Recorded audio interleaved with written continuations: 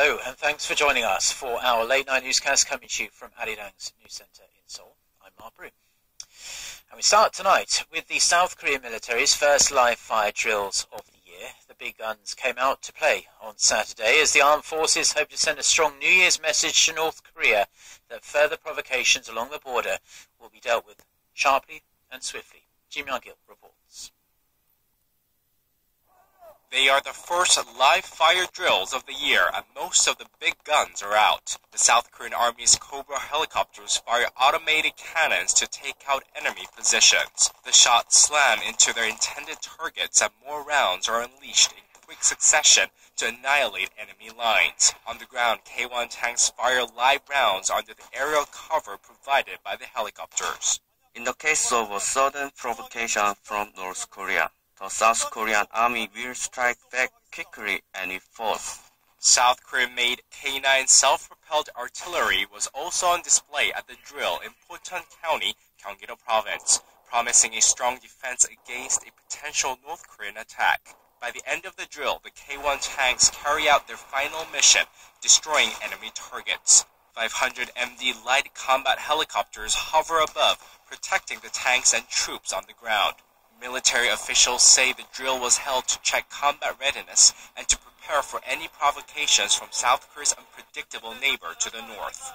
Following North Korea's landmine attacks at the demilitarized zone last summer, South Korea's defense ministry says it expects more surprise, but small-scale attacks from the north this year as well. South Korean soldiers taking part in the drill promise to fight the enemy with will and courage, whatever the circumstances throughout 2016.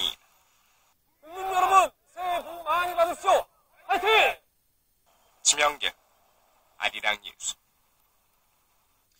Now, a local government-run think tank suggests North Korea will continue looking this year for an appropriate time to test another nuclear bomb. In a report released on Saturday, the Seoul-based Korea Institute for Defense Analysis said it remained highly concerned about Pyongyang's military intentions, particularly in regard to a possible test.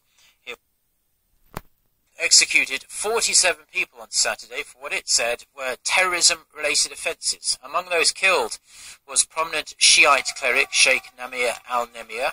He was put to death for his role in instigating massive anti-government protests during the 2011 Arab Spring. Almost all of the executed men were Saudi citizens. Saudi's Interior Ministry said the men were mostly convicted of adopting a radical ideology, joining so-called terrorist organizations, and implementing various criminal plots. The majority of those killed were involved in attacks carried out by Al-Qaeda from 2003 to 2006 that killed Saudis and foreigners in the kingdom. That's according to the Saudi government. The simultaneous execution of 47 people is the biggest mass execution for such offences in Saudi Arabia since 1980. To catch the first sunrise of the new year. It's a privilege just for those who got up early enough and waited for that beautiful moment. Now, here in Korea, it's a long-enjoyed tradition that people travel to the nation's east coast to watch the first sunrise of the year with their loved ones. Our Kim Ji-yeon was among those early birds. She filed this report from one of the most popular spots as dawn broke, January 1st, 2016. Many people braved long hours on the road to see the first sunrise of 2016 in Cheongdong-jin, a small port village on the eastern coast in Gangneung City, Gangwon-do Province. It's one of the most popular sites in Korea to see the sunrise on the seashore next to the Cheongdong-jin train station, which is listed in the Guinness Book of World Records as having the closest station and tracks to a beach anywhere in the world. The site was also made famous by a popular 90s Korean TV drama called The Hourglass. Thousands of people gathered here at Cheongdong-jin to see the first sun of the new year rising over the East Sea. Many wish upon the bright red sun that their New Year's wishes and resolutions come true. My wish is that I come back here again next year with my girlfriend. I'm so happy to be here. Cheongdong-jin is such a popular destination for sun and sightseeing. The most popular tourist attraction, apart from Cheongdong-jin train station, is the Hourglass Park, home to the world's largest hourglass sculpture, filled with 8 tons of sand. Visitors to the park also got to witness the turning of the hourglass on New Year's Day. Kim Jeon, Arirang News, Gangneung. The biggest New Year tradition in Korea for the whole nation is the bell ringing ceremony at the Bosinggak Pavilion in central Seoul. 11 people, including Seoul Mayor Park Won-sun, rang the bell 33 times at midnight. Elsewhere around the world, Australia, which was among the first countries to usher in 2016, celebrated with fireworks lit up over the Sydney Opera House.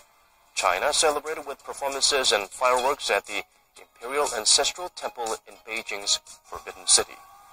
Europe welcomed the New Year under heavy security amid fear of possible terror attacks. Some 3,000 police officers were deployed in central London, where the traditional fireworks display was held along the River Thames. The United States, millions gathered at Times Square in New York to watch the famous ball drop. Germany has started 2016 by issuing a terror warning in one of its major cities. Less than an hour before midnight on New Year's Eve local time, police in Munich warned residents to avoid crowds and train stations after German officials received information indicating that 5 to 7 terrorists from the Islamic State militant group were planning a suicide bomb attack. The authorities evacuated 2 train stations in the city, including Munich's main station. Police said they were taking the threat very seriously and that a large number of officers were deployed to track down the suspects. A huge fire broke out at a high-rise luxury hotel in Dubai ahead of New Year's Eve celebrations in that city.